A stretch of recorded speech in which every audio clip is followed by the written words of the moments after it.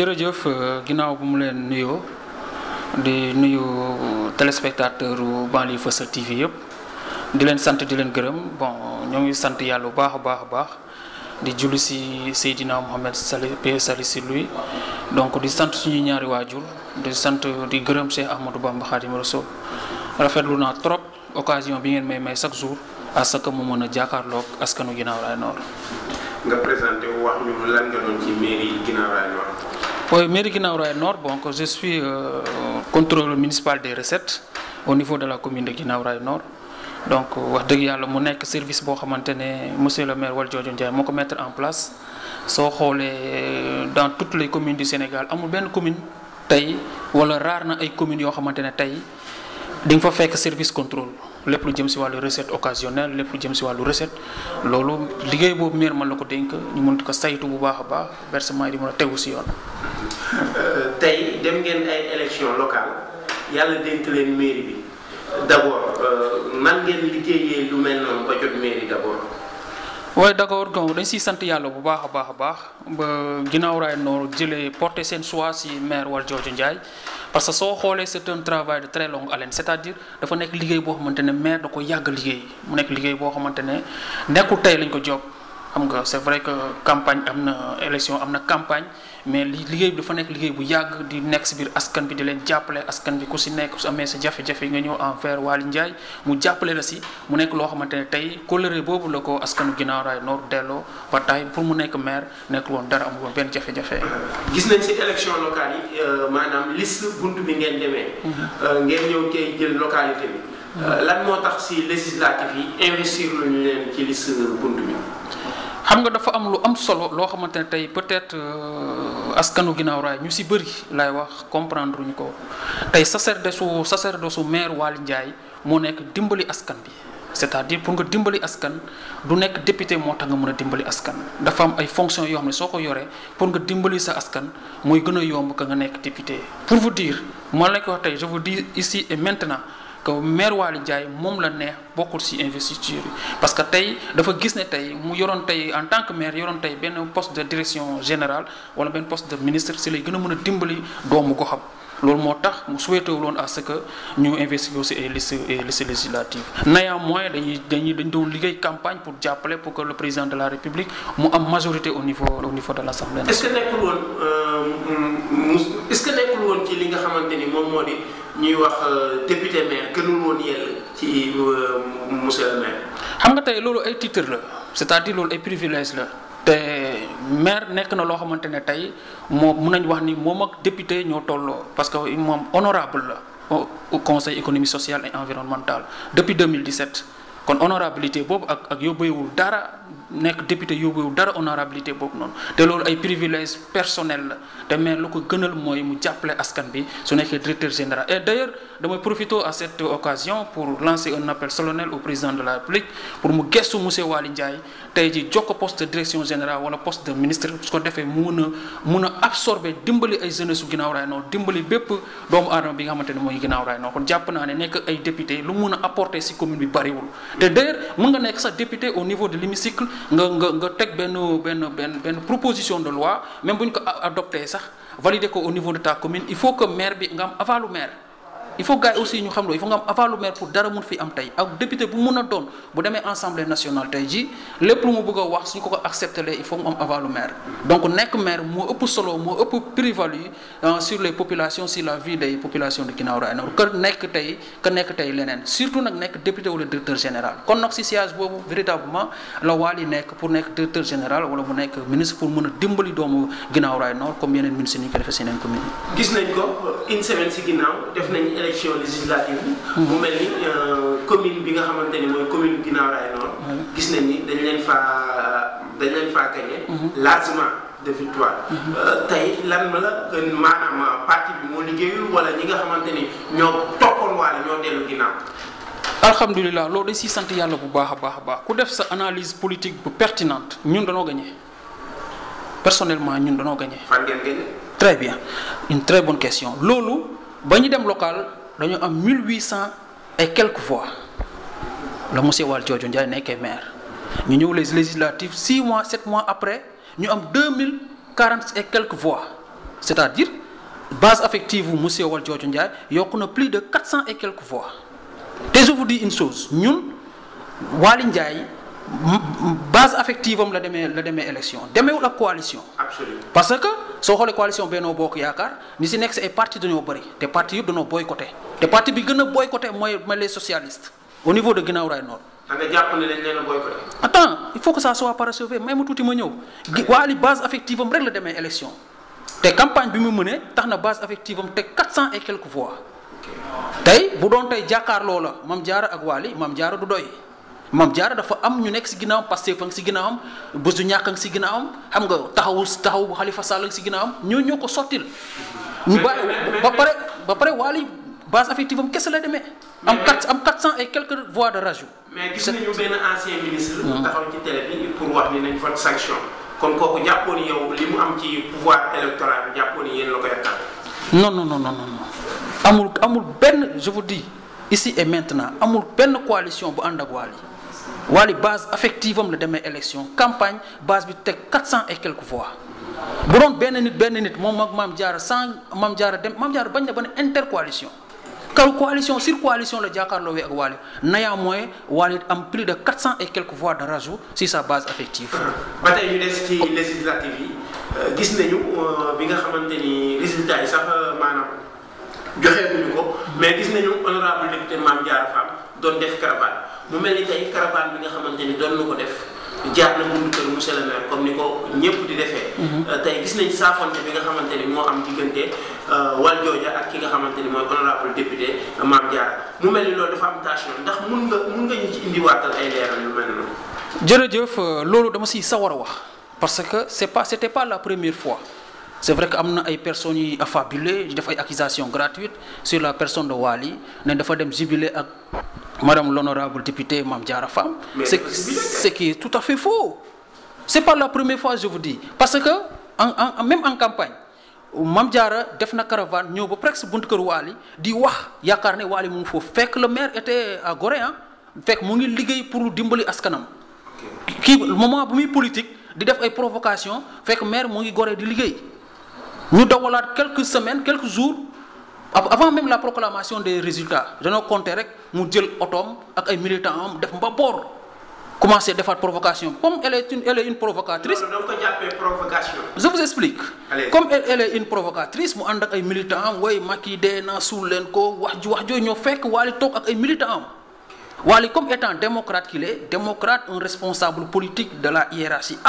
mu xam ne lii su toogee. les militants de différents camps mun nañ entrer en collision maanaam mun nañ jàppante histoire am fa ba jafe-jafe am fa si siège boobu même tuuti si siège boobu la Waly génnee buntu këram dem fekk yëg si kaw oto bi zibile ak moom finalement sax ñi doon woy militant mi doon woy naan Waly Macky dee na suul leen ko finalement Waly lañ doon wax ku seetaan vidéo bi Waly lañ mën a tekk loolu nitu jàmm bi mu doon fexe ba andi fa jàmm ki doon andi di provoquer moom mu fexe jàmm am fa. est-ce que Moussa nekkul ni loolu lañ doon xaar ci monsieur le maire ndax moom moo nekk premier magistrat de la commune maanaam doomam ñu élegu ci liste yi ñu mu jàll ci liste député est-ce que nekkul nag loolu lañ doon xaar ci ki nga xam mooy monsieur le maire. mooy wax naa la ko sànq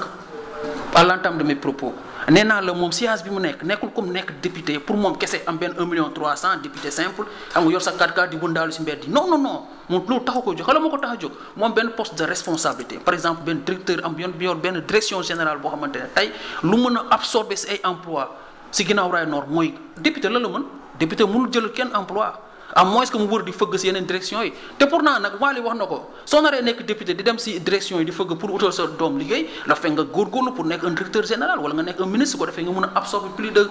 de si ay emploi ki moom nu mu toll. kon da ngeen jàpp ni moom député bi nga xamante ni moom la doon mënul apporter dara Guinaw Rails Nord. si en terme d'emploi amul benn député bu mën a créer emploi.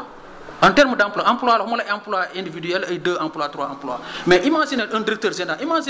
par exemple, je vous donne l'exemple sur Abdou Karim Sall. Mais est-ce que nous avons suñu woté ben ministre bu yor walu liggéey manam ñukoy natal budget est-ce que yaakaaro ni fofu député bi mënul am opportunité pour mëna fexé ba ñu am Guinaw Rails Nord am ay quelques emplois? Non, xam nga tay ministre bu yor département amna prérogative yu bari mom da koy am. Absolument. mun na signer mun na def décréter jël lu plus de kenn mënu ko compter kenn mënu ko xayma c'est inestimable loolu maire loolu député mënu ko ministre moo koy def moo tax nag moom mu nekk si siège boo xamante ne même tuuti mu nekk si siège boo xamante ne tey fexe nekk ministre wala directeur général mu ko gën a mu nekk honorable député te pourtant honorable la au niveau du conseil économique social et environnemental kon sa salaire da ngay 1,3 million di wëndaalu sa 4x4 amul benn plus-value sur la vie des populations de Guinaw Rails Nord à plus forte raison les jeunes yi dañoo soxla liggéey kon tey Wally su góorgóorlu ba nekk directeur général su ko neexoon suba day nekk député su ko neexoon suba day nekk député mais loolu si moom lay yem. loolu foo ko teg. non parce que xam nga tey ab du lépp la ñuy wax ñun dañoo bokk ci parti nekk ay ndawu parti xam nañ bu baax a baax information yi am fu ñu koy jëlee ak fu ñu koy waxee loolu moo tax ma wax loolu noonu. ba pare di lancer appel à toutes les personnes yi nga xamante ne tey bokkoon nañ tey si ñiy falwaali si locales yi législatives peut-être ñu woon ko ginnaaw te comprendre ñu ñàkk compréhension mooy dañoo jàpp ne ab député lu mën a andi si commune lu ñu yaakaar ne loolu la mën a andi si commune mënu ko.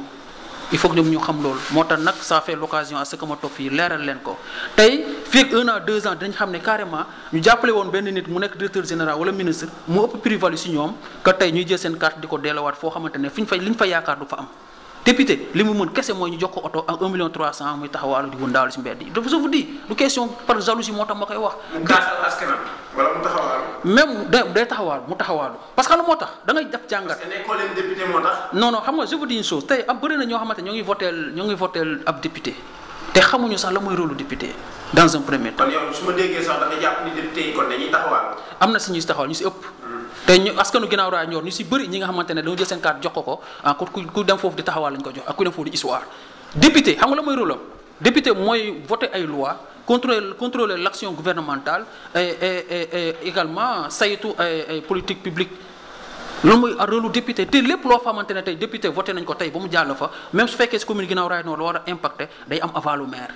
absolument te am na si yoo xamante ne tey kaay ma defal la ma jàngale nu ñu nappee moo ko gën. parce que imagine benn Abdou Karim Sall nekk ministre de l'environnement jël plus de 3000 4000 emplois ay jeunes kër goo dem mbaaw nit yaa ngi liggéey député mën na loolu. imagine Wally nekk fii gis nga tey jalousie bi yëpp mooy xam nañ ne bu nekkee direction bu amee direction générale wala mu nekk ministre ñoom politiquement ils seront morts parce que benn moo leen gën a tàlli ba ku xam Wally xam ko si tàlli ku xam Wally xam ko si jàppale nit ñi si ordonnance si location si ay jafe-jafe loolu xam nañ bés mu ko nekkee. ils seront morts. gis nañ seen biir campagne sax yéen da ngeen doon campagne ni président Macky Sall am na lu ko dig ndax mën nga firé lan la ko dig. waaw loolu tey jii nii sax mun bon dinaa la wax c'est vrai que pour askan bi mën a comprendre. dinaa la wax tey président de la république am na lu mu jot na recevoir le monsieur le maire. jot na ko recevoir wax dëgg yàlla yàgg kontaan nag si liggéey bu muy liggéey. parce que Wally ko xam ku ne chaque jour si ginnaaw président de la république la topp moo tax tey bu ñu jëlee vidéo boobu sax dugal ko même le président bu ko gisee dañuy xam ne lii ay manipulation la xam nga réseaux sociaux lañ nekk dafa di ay manipulateurs ay colporteurs de fausses nouvelles donc luñ suñu siyaas si Wally mooy lu ma jàppale président de la république mu ko recevoir da ko ne nañ jàpp def le tout soo jàppee Guinaw Rails Nord keneen ak keneen jàpp si commune si département de Pikine 12 communes yëpp 5 députés yu ma tànn Pikine dinañ jàll te 5 députés yi ma tànn Pikine bu ñu jàllee yeneen ak yeneen jàll blocage am assemblée nationale tey Wally soo gisee mu gën si taxaw temm li ko président wax loolu ne ko jàppal keneen ak keneen bu ñu jàppee député yi mu bëgg département de Pikine ñu am ko si yeneen département si 46 départements yu Sénégal yëpp ñu jàll sans compter liste proportionnelle nationale bu ëllëgee président de la république mu bëgg a jàllale kenn du ko bloqué te imaginez blocage am assemblée nationale baaxul si askanu Sénégal même tuuti projet bu loi bu jógee présidence ñu andi ko foofu ñu bloqué ko bu ñu dawalee 2 ans président de la République de dissoudre assemblée nationale de diriger par ordonnance te loolu day yéexal économie réew. yow kon jàppoo ni bokkoo ci ñi jàpp ne cohabitation mun na am. non cohabitation mënul am déjà président. am ngeen 82 députés jàppoo ne 3 députés yi mun na fekk si opposition. xam nga tey ñu bëri comprendre ñu gis nga tey intercoalition loi bi reconnaître ko te ñu bëri xamuñu loolu. intercoalition seen lambi ñoom la yem bu ñu demee assemblée nationale ñaari groupe parlementaire mooy am groupe parlementaire wàllu groupe parlementaire yeewu askan bi néanmoins état loi lu texte yi lu ñu wax intercoalition groupe parlementaire intercoalition ça n'existe pas ça n'existe absolument pas bu ñu demee fee ñoom dañu am groupe parlementaire wàllu ñu am groupe parlementaire yeewu néanmoins bu ñu boolee si ñu leen ëppalee chaque jour 2 députés donc am na say députés yi conscient yoo xamante ne tey lu jëm si blocage réew mi ñoom doxuñu si te wax dëgg yàlla ñu ngi góorgóorlu actuellement pour def le tout pour famille libérale yëpp doon benn comprendre nga te am na si ay personnes yoo xamante ne elles sont majeures et vaccinées xalaatuñu di bokk si loo xamante ne day bloqué dëkk ba président de la République dissoudre assemblée nationale dans un délai pour gouverner par ordonnance vraiment. sànq yaa ngi wax alliés yi nga xamante ni moo nekk allié Benno Bokk Yaakaar. le maire sortant moom mi nga xamante ni moom PS la woon tey mu waroon dooleel ki nga xamante ni moom moo di APR nga ni da leen a boycotté. fan nga teg ni da leen a boycotté. xam nga tey dafa am lu am solo en politique. dafa def déclaration ni da leen boycotté. lu am solo dafa am solo les politiques dafa ma ne lu leer dafa lu am solo si politique. allez-y. d'abord pour nga wone carrément ni da nga bokk si coalition wala da nga bokk si parti da nga koy doxee jëfee ko waxee ko maanaam parce que su campagne jotee si coalition bi wala campagne jot si parti bi da ngay wàcc sur le terrain nga campagne ànd ak leader yi nga fës nit ñi xam ne yaa ngi campagne pour la coalition tant wala pour la coalition tant wala pour le parti tant. mais le maire sortant gis nga ko mu campagne ànd ak le maire wala cooco xam nga tey am na yoo xam jarul ñuy leeral jarul yenn njàngat politique yi kawe yi pour xam ne voté lu ñu suñu doon voté yaakaar ni carrément ni lii si Benno Bokk Yaakaar la koy sottil kon day wàcc sur le terrain ànd ak waale ànd ak mosoo ko gis fu mu porte à porte mosoo ko gis tey fu mu taxawee ba mu def affaire des ay 2 jours 3 jours nga dem si Thierno Ndomba ñu jox la xaalis nga ñëw toog sa kër donc loolu bëgguma si sori li si gën a sori mooy ñun législative yi ndam lañ si am comment. yokkoon nañu plus de 400 voix si suñu masse électorale si suñu waale kese moo dem élection face à une intercoalition boo xamante ne composante bi mu ngi nekk ay wàllu ay taxawu ay bés du ñàkk ay ñeneen ak ñeneen donc si une seule personne avec sa base affective néanmoins les résultats am nañ plus de 400 et quelques voix de ratio. d'accord am nga voix yi toll d'accord. ba léegi dañuy des ci li nga xamante ni mooy sortie bi nga xamante ni moom la honorable député defoon muy Mame Diarra Fam. tey man gis naa ni maanaam def na tour de Pikine est-ce que jotul woon moom honorable toog ak monsieur le maire ñu waxtaanee li nga xamante ni moom mooy njëriñu ko. non c'est-à-dire politique dafa am ay instruction politique ay instruction la ay orientation ñaar nit yoo xamante ne bokkuñu ay idéologie politique mënuñu toog waxtaan sur quoi que ce soit. non su fekkee askan wi moo leen ñor kay. war nañu mën a bokk. xam nga tey loolu laa lay expliquer nii ñaar ñi nga xam ne bokkuñu ay gis-gis politique am na ñoo xam ne dañuy seen gis-gis politique mooy lan dem nekk honorable député au niveau de l'hémicycle yor sa oto ñu lay fay 1,3 million par weer ngay wundaalu calculer wu askan bi koo xamante ne kon dafa bëgg a toog góorgóorlu liggéey ñu laaj ko ay confirmation pour mun a am taxawaay nekk DG wala ministre am benn plus-value bu mu apporter say population kooku mënoo leen waxtaan bu jubóo parce que bokku leen idéologie politique am ñoom dañuy def le personnel am ñoom dañuy def xam nga pour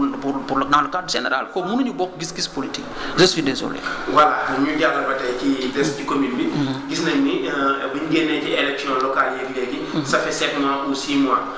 gis nañ ni yéen a ngi jéem a góorgóorlu naam mais yëf yi des na de fan la tàggatee mbir. jërëjëf damay sawar pour def bilan semestriel du maire Waly Ndiaye benn Waly ba mu toogee état anticipation la wala dafa anticiper. fekk na fi budget. dafa prévoir. fekk na fi budget. may ma ñëw dafa anticipation la dafa prévoir maanaam si lan canalisation yi ñu fi fekkoon ay soi-disant canalisation chaque jour moo ko canalisation de moo ko Waly moo ko curé wala jënd ay PVC. kon am ngeen ay canalisation d'abord. j'ai bel et bien dit soi-disant canalisation. donc loolu su ma ko mënoon faram-fàccee si olof sa pour nga xam ay wax xam na laa ko mën a waxee si olof kon moom moo ko rendre en canalisation bokk si olof moo ko def canalisation. moo ko curé utal ko ay PVC yi cher si ay moyens boppam attention Waly bu mu toogee ba léegi yaa ngi wax budget c'est attention demeewul noonu. tey le maire sortant mais non loolu amul xam nga le maire sortant lan la fi bàyyi budget bu mu voté décembre lu yàggul la fi bàyyi si loo xamante ne tey fonds de dotation duggagul fonds de concours duggagul. ok est-ce que yaa ngi comprendre kooku jël ay moyens avec quelques recettes occasionnelles pour mun a tey defal ay canalisation pour mun a curer canalisation soo bëggee xam li ma la wax da ngay dem au niveau du secrétaire municipal SM Ibrahima Gueye ko dina la expliquer carrément yan jafe-jafe la Waly si daj di jël xaalisam si askan si xaalisam di fexe le tout pour canalisation mun a jàpp donc jàpp naa ni loolu wax dëgg yàlla ku xamul rek mooy taxaw di wax loolu tax na ginnaaw raay noor nawet amatu fi démb taw na est-ce que gis nga ndox si commune bi. waaw mais amul ndox taxul ñuy wax taw de bu dee taw démb bi moo tax ngeen di mbàkk moom tawagul moom. man waxal benn affaire même si les pluies qui doivent venir seront diluviennes amul benn ndox bu fi taxawaalu. parce que canalisation dañuy taxaw teel si jóg parce que canalisation doo bàyyi ba nawet jóg ba doog a dox si canalisation. maire dafa jóg dès à présent avant nawet di jot mu fexe dem si canalisation ut ay PVC curé canalisation yi xool de moo tax ndox bi fi wàcc xool ba demee bàyyi ba corniche ba Dakar di fees ndox di ginnaaw raay noor munoo xuus. li mu taw foofu bu ñu ñaan yàlla. même tuuti même taw bi la rek démb. 126 millimètres même est-ce que dawul fii 130. non te taw si je vous dis non benn jour bi la te ba pare xoolal ndox amul fii ndox amul fii parce que loolu dafa teel a jóg temb def xaalisam yorul benn budget si xaalisam lay jël. defar soo bañ a xoolal dépenses yi toutes les dépenses qui ont été effectuées demal si SM secrétaire municipal dina la génneel cahier bi ak certaines dépenses issues des recettes occasionnelles. donc jàpp naa ni loolu wax dëgg yàlla bilan pareeguma si bilan bi foofu pareeguma attention. ñu avancé ndax waxtu bi moo ñu ko mayul. yaa ngi wax ci bilan monsieur le maire. gis nañ bi mu njëkkee toog li mu njëkk a def mooy déguerpissement la def te ñi nga xamante ni ñoom la yëkkati woon ba léegi tey ñu ngi jooy parce que nee na da leen a waxoon bu ngeen jugee tey bu subaa ngeen nekk fa lan mooy seen problème dëgg-dëgg. même tuuti ma eggal la si loolu si bilan bi la bokk soo ñëwee tey jii li ngay wax noonu dinaa si ñëw tey amul benn loo xamante ne état dina ko def rawatina commune te amul lenn fu mu ko teg lépp lu ñu def rek am fu mu ko teg c'est vrai que am na ñu nekk à gauche yi wax di souhaiter sa défaite mais tey waa li demal centre commercial gëj na chaque mois musul am chaque mois plus de 5 millions. le centre am nga la moo war a loolu. même tuuti il faut que li may wax nii mu leer si bopp askan bi. parce que dem naa ko vérifier ko nangul naa leen. absolument 5 millions si cantine yi muy génn am nga lu war a loolu parce que am na yenn cantines yu commencé récupérer te am na si ñoo xamante ne leen doon jox cantine avec gratuité duñ fay gis nga cette gestion gabésico la ñu dindi teg ko fee moo tax centre bi mën a génne ay recettes plus de 5 millions par mois ñu am fa ay jeunes yu dynamiques yoo xamante ne ñoom lañ fa teg ñu taxaw di liggéey teem liggéey bu am solo. cantine bi nga xamante ne nit moomu ko yor déjà président commencé si teg loxo chaque weer nga fay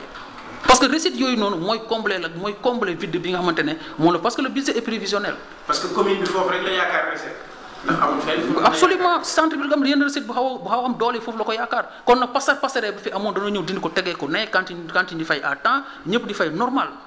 te li nga xamante ne jël nañ ko comme cantine te waruñu ko jël yooyu ñoo ngi si taxaw tem parce que déjà commencé nañ tëj yenn cantine. ok nga mu njàmmaasaale ci wàllu déguerpissement bi. waaw déguerpissement mooy li ma la wax léegi déguerpissement domaine compétence su mairie la. te bu gisee tey fii war na fi mën a def dara day fexe foofu set pour te képp ku ñu déguerpir xamal ni li fa nit war a teg wala li fa maire war a teg lu lay jëriñ si askan. tey suñu la fekkee tey ngay liggéey fenn ngay liggéey di fa am chaque jour 1000 francs weer bi day nga am 30 000 ab maire ñëw déguerpir la xamal ni dina fa def loo xamante ne dina la jëriñ lépp 100 000 francs par mois. déguerpissement defuñu ko pour mettre en mal pour xoxotal doomu askan mais au contraire pour apporter benn plus-value si sa vie quotidienne. ñu bàyyi la nga tàggatoo ak askan wi ndax li ñuy jëlee jox waaw jërëjëf wax dëgg yàlla bëggoon naa gën a mën a xuus parce que tey comme ni la ko waxee ñu ngi santaat population Guinaw Rails Nord bi yëpp te xam ne législatif yi ndam lañ si am benn nit kese jàkkaarloog tey askan ak base affective am sans coalition jàkkaarloog intercoalition tey am plus de 400 voix de rajout wax dëgg yàlla si 6 mois ab maire boo xam ne musul am si mairie nga taf li am sama benn copain Mouhamed Sall di wax taf kaa leen jël xaalis ay appui aide tabaski musul am dañ fi doon jox laajal fii famille fi nekkoon dañ ko doon jox xaalis muy pasar def loo neex ma soo si bokkul si man du ma la jox mais Waly Ndiaye kese moo njëkk a def ay appui aide tabaski taf ko si mairie ne kaa leen jël xaalis ñu dawal même pas 2 mois si ba mu toogee installé ko IMSEC ñëw mu financé plus de 200 millions ñu dogalaat kër récemment ay financement ay frigo ay congélateur te nu ñu ko jox moo la benn affaire ñi ñu ko jox daanaka duñu ay militants am même ay militants Mame Diarra am na si frigo yi donc kooku noonu dafa toog siège-am mooy nekk tey pour tënk ñëpp pour ñëpp mun a am